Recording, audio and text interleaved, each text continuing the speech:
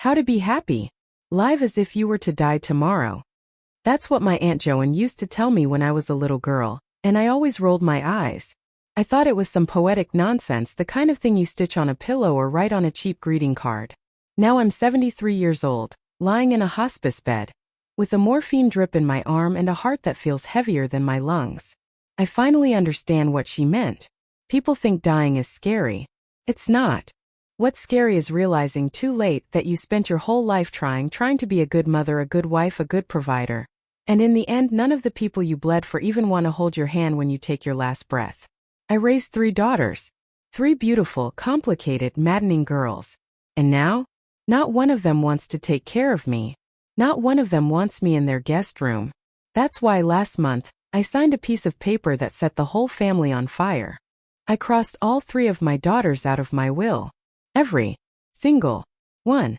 Instead, my house, the one I worked 3 jobs to pay off, the one with the creaky porch swing and my late husband's handprints in the driveway cement, is going to the animal rescue shelter. $1 million gone to the dogs. Literally. You want to know why? I'll tell you. But buckle up, because this isn't one of those cute Reddit confessions, where grandma teaches everyone to bake cookies and live, laugh, love. This is the story of how you can give your entire soul to the people you love, and they'll still leave you to die alone if it's inconvenient for them. I had 3 daughters, but my middle one, Emilia, was always different. She was born quiet. Doctors said she had developmental delays, and I quit my job as an accountant to homeschool her. I spent years sitting at our tiny kitchen table with flashcards, phonics, puzzles, anything that might give her a fighting chance at life. And it worked. My God, it worked. She blossomed. I found specialists, tutors, therapy. We drained our savings and sold our second car. My husband, Peter, picked up night shifts at the plant so we could afford everything she needed. By the time she was 25, Emilia was one of the brightest young lawyers in her firm. She drove a Tesla. She wore those sleek black blazers that make you look like you own the whole damn city. I used to sit in her office sometimes watching her argue cases on Zoom, and my chest would swell with pride so strong it hurt. My baby. My miracle. My greatest victory. So when I got sick, she was the first person I thought of. Ovarian cancer. Stage 4. Sounds like a death sentence because it is one. I thought my girls would rally around me. I thought Emilia would come up with some brilliant plan, some clever loophole that would save me because she always did. But the insurance barely covered anything, and chemo costs are a predator's joke. Within a few months, I'd burned through my savings, maxed out 2 credit cards, and started getting polite but deadly calls from debt collectors. One night, while I was hooked up to fluids in the hospital, I whispered to my youngest, Cynthia, "Call Emilia. Tell her she'll know what to do. She's the smartest of us all. She'll save me." I'll never forget Cynthia's face when she hung up. She said not to count on her. I laughed because I thought it was a joke. "Emilia? My Emilia?" But Cynthia's voice cracked as she repeated her sister's words. "You saw her diagnosis. We'd need at least $500,000 to try anything experimental. Do you have that kind of money? What if she dies tomorrow? Who's going to return my $200,000? Don't call me again. I'm closing on a house in Beverly Hills." Beverly Hills. That's where my little girl was when I was lying in a hospital bed, bald and nauseous, begging for her help. Something in me died that day. I didn't yell. I didn't argue. I just stared at the ceiling until dawn, thinking about every bedtime story, every sleepless night with a thermometer in my hand, every time I told myself, "It's okay, Alexis, one day she'll thank you." She never did. 2 weeks later, I called my lawyer, Thomas. He used to mentor Emilia when she was a junior associate. He thought I'd lost my mind when I told him I wanted to cut her out of the will. "You realize she'll find out from me, right?" he asked gently. "I want her to," I said. It didn't take long.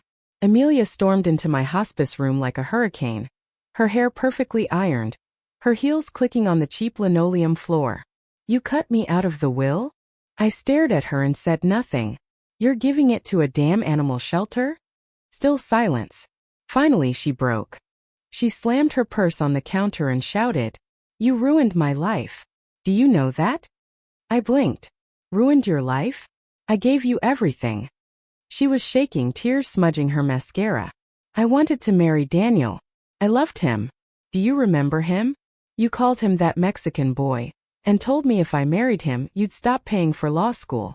So I dumped him. I did everything you wanted. And now look at me. No husband. No kids. And you still. Her voice cracked. You still choose dogs over me. And that's when I realized she'd been carrying that anger for decades. But here's the thing. This isn't just about Emilia. It's about how children don't owe you their lives, and parents don't owe their children their afterlives. And that's just the beginning. Because after that confrontation, Emilia didn't walk away quietly. She decided to make my last year on Earth a living hell. People think revenge comes with fireworks, slashed tires, screaming matches, courtroom drama. Not Emilia. Her revenge was quiet, calculated, surgical. A week after our confrontation, I started noticing little things. My hospice nurse stopped showing up on Tuesdays. My pain meds kept getting delayed at the pharmacy. The hospital billing department called to tell me my insurance policy had been flagged for irregularities. First, I thought it was coincidence. But then I overheard two nurses whispering in the hallway. Her daughter's a lawyer. Messy situation. I should have known Emilia wouldn't just scream and leave.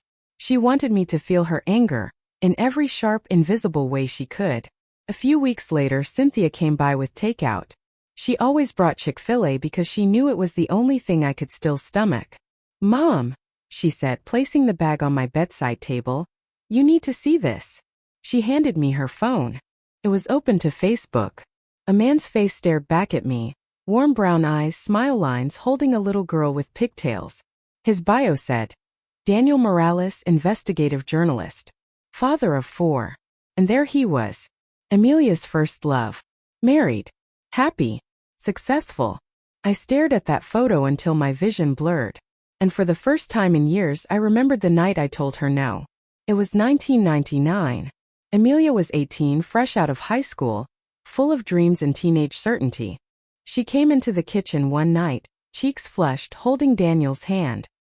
He wants to marry me, she whispered, as if sharing a sacred secret. I looked at him, a polite, nervous boy from a Mexican immigrant family, and I thought of my own childhood.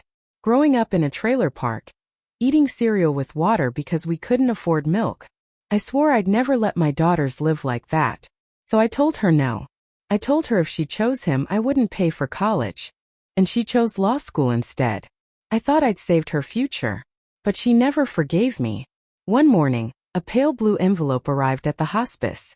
No return address. Inside was a single sheet of paper with 3 sentences typed neatly in the middle. Do you remember the night you made me choose? You stole my life, Mom. Now I'm stealing yours. I showed it to Thomas, my lawyer. He sighed and said, she's angry, but she won't actually do anything. I wasn't so sure. Because 2 days later, the shelter I'd left my house to, Animal Rescue, called me in confusion. Mrs. Harris? We just got an email from someone claiming you're mentally incompetent, that you're being manipulated into changing your will. They threatened to sue us if we accept your property. I didn't need to guess who sent it. I tried to confront Emilia, called her, texted her. Nothing. Then, out of nowhere, my oldest Victoria, the responsible one, showed up at the hospice with a forced smile. Mom, we should talk, she said, closing the door behind her. About the house. I laughed. Actually laughed, though it came out more like a cough. Let me guess. Emilia sent you? Victoria hesitated, then nodded. She's right, Mom. It's crazy to give it all to an animal shelter when we're your family. My family. I spat the words like poison. You haven't called me in 6 months. Victoria sighed. I was busy. Busy. That's the excuse of every child who doesn't want to deal with their aging parent. Busy until you need something. One night around 2 a.m., I woke up to find Emilia sitting in the chair by my bed. No warning. No hello. Just sitting there staring at me. I whispered, Emilia. She leaned forward, her face shadowed by the dim light. You took everything from me, she said softly. My choices. My happiness. My life. I swallowed hard. I gave you everything. She shook her head slowly. You gave me your dream, Mom. Not mine. And then she left. For days afterward I couldn't sleep. Every creak in the hallway made me jump. I kept imagining her finding new ways to strip me bare. Legally, financially, emotionally. But what haunted me most wasn't her anger. It was the realization that she didn't hate me for cutting her out of the will. She'd hated me for 25 years. And then just when I thought it couldn't get worse, Cynthia, sweet, loyal Cynthia, showed up with a piece of news that would shatter everything I thought I knew about my daughters. "Mom," she whispered, eyes wet. "Emilia hired a private investigator. She's digging into Dad's death. She says she thinks you're hiding something." When Cynthia told me Emilia had hired a private investigator, I thought she was bluffing. But a few days later, a man showed up at the hospice. He was tall, lean, with salt and pepper hair and the kind of expensive shoes that scream, "I know where your skeletons are buried." He handed me his card. "Victor Kane, Private Investigations. I'm working on behalf of your daughter, Mrs. Harris," he said, polite but cold. "She asked me to confirm some inconsistencies." "Inconsistencies about what?" I whispered. "Your husband's death. Peter and I had been married for 35 years when he died. Everyone thought it was a heart attack. That's what the coroner wrote on the report, and I never corrected them. But the truth is, it wasn't that simple. Peter was a drinker. Not just a couple beers on Sunday drinker. The kind who hid vodka bottles in the garage and once blacked out on the front lawn at noon. One night, after a fight about money, he stumbled down the stairs. I heard the crash, ran to the hallway, and found him lying there, gasping like a fish. Called 911. But by the time the ambulance came, he was gone. I told myself for years that it wasn't my fault. That I'd done everything I could. But guilt is a parasite. It burrows deep and never lets go. When Victor left, I called Emilia. My hands were shaking so badly I could barely hold the phone. "Why are you doing this?" I demanded. "Why are you digging up the past?" She was silent for a long moment. Then she said, "Because I want to know if you destroyed my life for nothing." "What the hell does that mean? Did you even love Dad?" she asked, her voice trembling. "Or were we just pawns in your perfect little plan? Law school, high-paying jobs, rich husbands. Did you even care about us, Mom?" Before I could answer, she hung up. 2 nights later, the phone in my hospice room rang at 3 a.m. When I picked up, no one spoke. I could hear breathing, slow, deliberate. I thought it was a prank. But it kept happening. Every night around the same time. Finally, on the 5th night, I whispered, "Emilia." The breathing stopped. And then very faintly a voice. "You don't deserve peace." I slammed the phone down so hard the nurses came running. Meanwhile, Victoria, my responsible eldest, decided to play mediator. "Mom," she said, sitting by my bed, "just give Emilia a share of the inheritance. She won't stop otherwise." I shook my head. "No. The house is going to the shelter. I've made up my mind." Victoria rolled her eyes. "For God's sake, Mom, you sound insane. Dogs don't love you back." "Neither do my children," I snapped. That shut her up. A week later, Cynthia came by again, pale and shaking. "Mom, Emilia's gone too far." She pulled a manila folder from her purse and handed it to me. Inside were photocopies of old bank statements, insurance records, and, my stomach dropped, Peter's autopsy report. "She's building a case," Cynthia whispered. "She thinks you killed Dad." I couldn't breathe. "She's going to court," Cynthia said. "She wants to prove you're unfit to manage your own estate. She's trying to get control of everything, the house, your accounts, even your medical decisions." That night I called Emilia again. "You want to put me on trial?" I demanded. "Is that what this is?" Her voice was ice. "You already put me on trial, Mom. When you told me Daniel wasn't good enough. When you told me I wasn't good enough unless I became exactly what you wanted. You stole my choices, my happiness, my life. Now I'm taking back control. You're punishing me for loving you," I whispered. "You didn't love me," she shot back. "You loved your idea of me." And then she hung up. Again. That night I had a dream. I was back in our old house, the one Peter and I bought when Emilia was 3. The kitchen smelled of burnt toast, and Daniel was standing there, holding Emilia's hand. She looked 18 again, her cheeks flushed with joy. "Let me choose him," she said softly. But when I opened my mouth, no sound came out. I woke up sobbing into my pillow, the taste of regret bitter in my mouth. Here's what I've never told anyone, not even Cynthia. Peter didn't just fall that night. Before he fell, we fought. He grabbed my wrist. I shoved him back. And then he slipped. It was an accident. God, it was an accident. But if Emilia ever finds out, she'll think I killed him on purpose. And I'm terrified she's getting close. Because 2 days ago, Victor Kane came back. He leaned over my hospice bed and said, "Mrs. Harris, I need to warn you. Emilia's found something you didn't want her to see." I asked him what. He wouldn't say. I knew something was wrong the moment I saw Emilia's car outside the hospice. A sleek black Tesla, perfectly polished, parked in a sea of rusted Toyotas and dented minivans. She was waiting for me in the courtyard, her sunglasses hiding her eyes, her posture rigid and controlled. I'd seen that look before, in courtrooms when she was about to destroy someone on the stand. Without saying hello, she dropped a manila envelope onto my lap.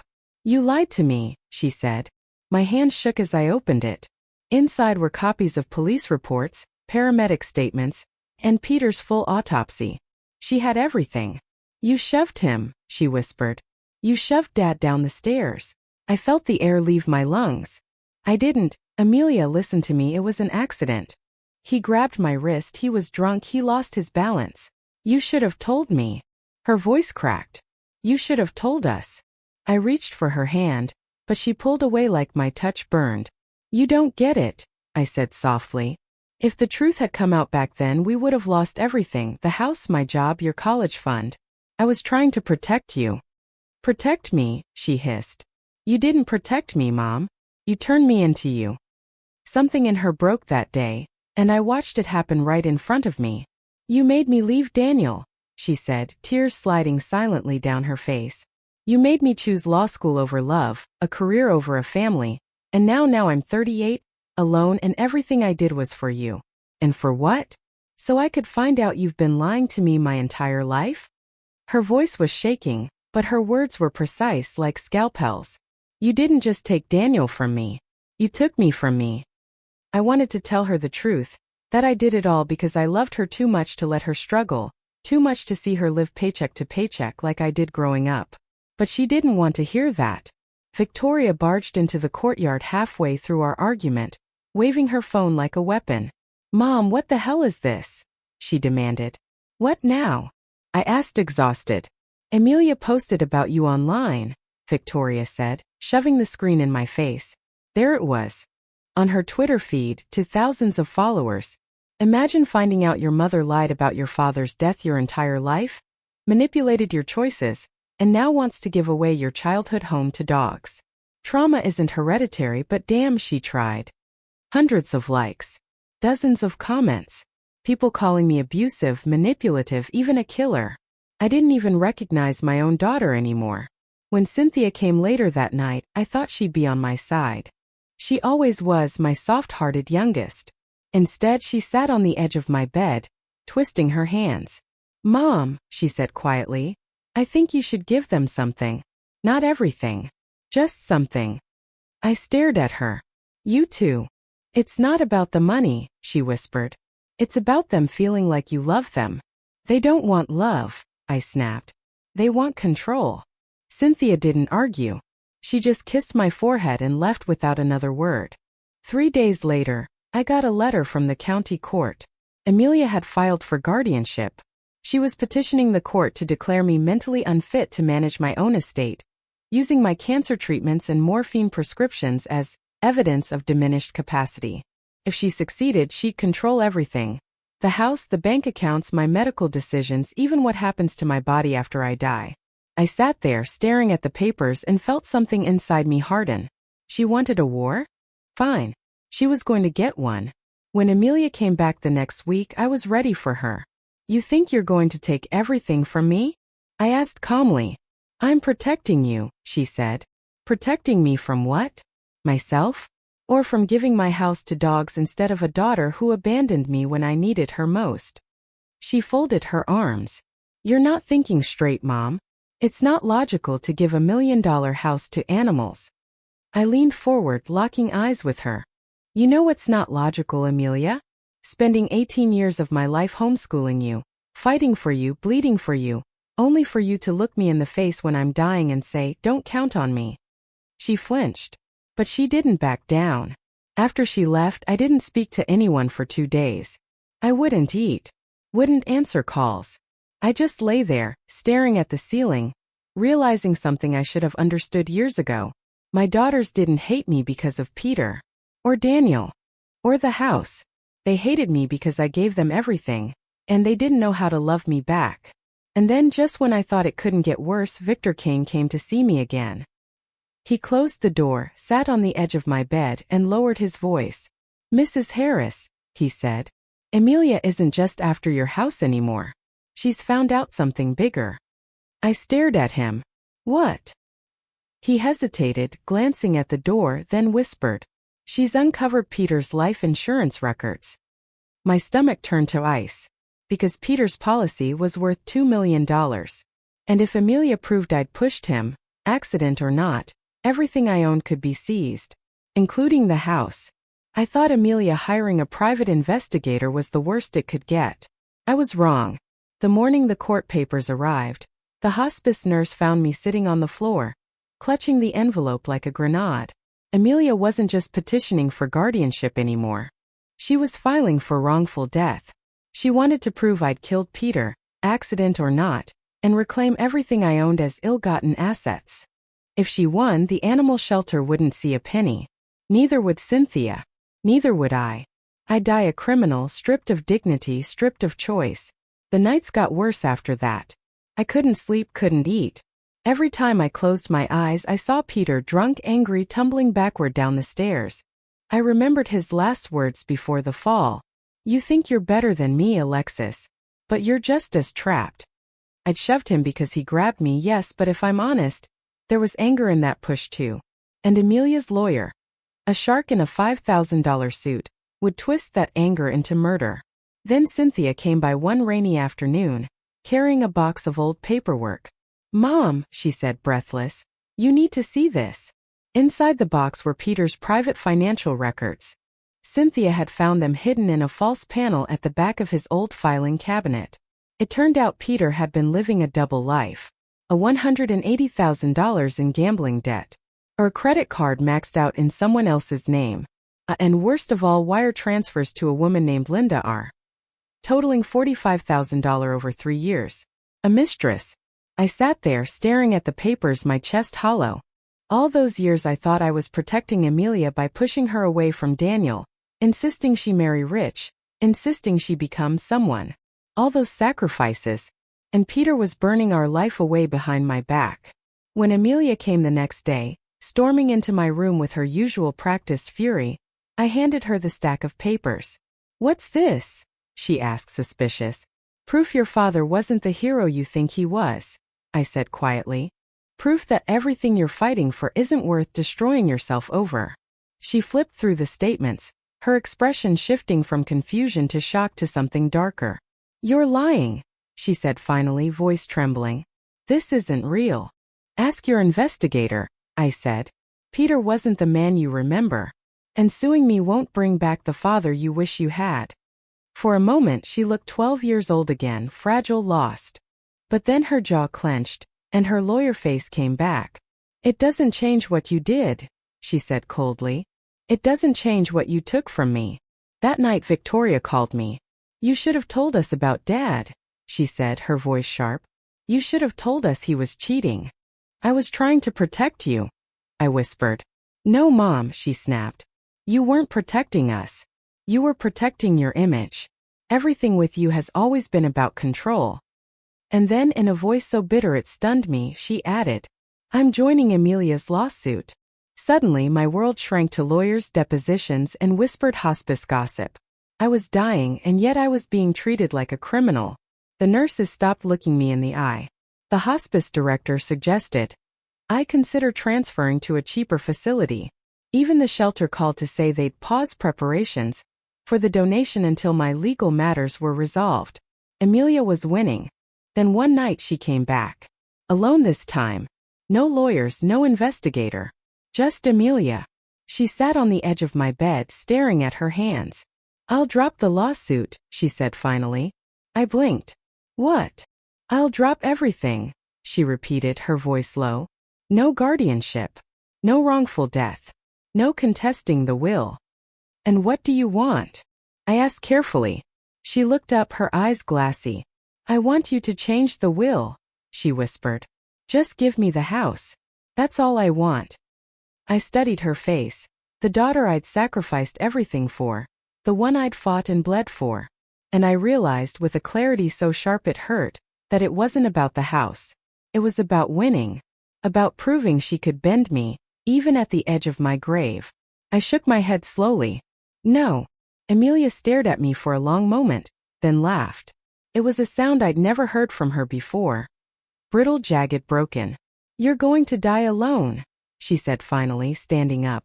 Better alone than betrayed, I whispered. She didn't even look back when she left. That night I called Thomas, my lawyer. Finalize it, I said. The will, he asked. Yes. I want everything official. The house goes to the shelter. The rest gets liquidated and donated to hospice care programs. Nothing to the girls. He hesitated. Are you sure? I swallowed the lump in my throat. I've never been more sure of anything in my life. But even as I signed the papers the next morning, I couldn't shake the feeling that Emilia wasn't done yet. And I was right. Because 2 days later, Cynthia burst into my room, crying so hard she could barely speak. Mom, she sobbed, you need to see this. She held out her phone. It was Emilia, standing on the steps of the courthouse, smiling into the cameras. I'm filing a motion to contest my mother's competency, she said into the microphones. And I'm going to fight this until the day she dies. I thought I had nothing left to give. No strength. No fight. No future. But dying has a strange way of sharpening your mind. It strips away the noise, the fear, the pride, until all that's left is clarity. I wasn't going to win against Emilia in court. Not the way she fought with her lawyers and investigators and cameras. But I didn't need to win her game. I just had to change the rules. I called Thomas, my lawyer, and asked him for something unconventional. I want an addendum, I said. A final letter to be delivered only after my death. He hesitated. To your daughters? No, I said softly. To the media. The letter was simple, brutally honest, and designed to do one thing. Expose everything. The Peter's gambling debts and secret transfers. His mistress, Linda. Emilia's lawsuit and her attempts to declare me mentally incompetent. Every cruel word she ever said to me, word for word, recorded in hospice call logs and witness statements. I didn't hold back. I named names, dates, facts. It wasn't revenge. Not exactly. It was the truth, my truth. And I wanted the world to hear it when I no longer could. A week before I died, I asked Thomas to call all 3 of my daughters and invite them to the hospice. No lawyers. No media. Just us. I don't know why they came. Maybe guilt. Maybe curiosity. Maybe they wanted to see if I'd finally cave. We sat in the small hospice family room. The smell of antiseptic thick in the air. Victoria leaned against the wall, arms crossed. Cynthia sat by my side, silent, picking at her sleeves. And Emilia stood by the window, staring outside like she couldn't even look at me. I took a deep breath. I wanted you all here, I began. Because this is the last time I'll ever see you. No one spoke. You think this is about money, I continued. It's not. It's about love, or maybe the lack of it. I gave you everything I had. Every dollar. Every hour. Every ounce of myself. And in the end, I learned something no mother ever wants to know. I paused, looking straight at Emilia. No matter how much you give, you can't make someone love you back. Her jaw clenched. You don't get to play the victim, she snapped. I'm not playing, I said quietly. I am the victim. But not of you. Not of Peter. Not even of my own bad choices. I'm the victim of believing that sacrifice guarantees gratitude. Doesn't. And that's my fault, not yours. For a moment, just a flicker, I saw something in her eyes, pain, regret, maybe even shame. But it was gone as fast as it came. Enjoy your dogs, she said flatly and walked out. I died 2 weeks later. It wasn't peaceful, death rarely is, but it was quiet. The morphine dulled the pain and Cynthia was there, holding my hand. Victoria sent flowers. Emilia didn't come. And I thought that was the end. It wasn't. 3 days after my funeral, Thomas delivered the letter to the local newspaper and every major news outlet in the state. Within hours, the story went viral. Lawyer sues terminally ill mother over will. Mother reveals explosive family secrets in posthumous letter. Emilia's firm suspended her pending investigation. Victoria deleted all her social media. Cynthia called the shelter in tears, apologizing for her sister's behavior and offering to volunteer there every weekend. The house was transferred to the animal rescue shelter, just as I'd planned. They named the new adoption center Alexis's Haven. A month later, Emilia finally came. Not to my grave. To the shelter. Cynthia told me. Well, she told my headstone later.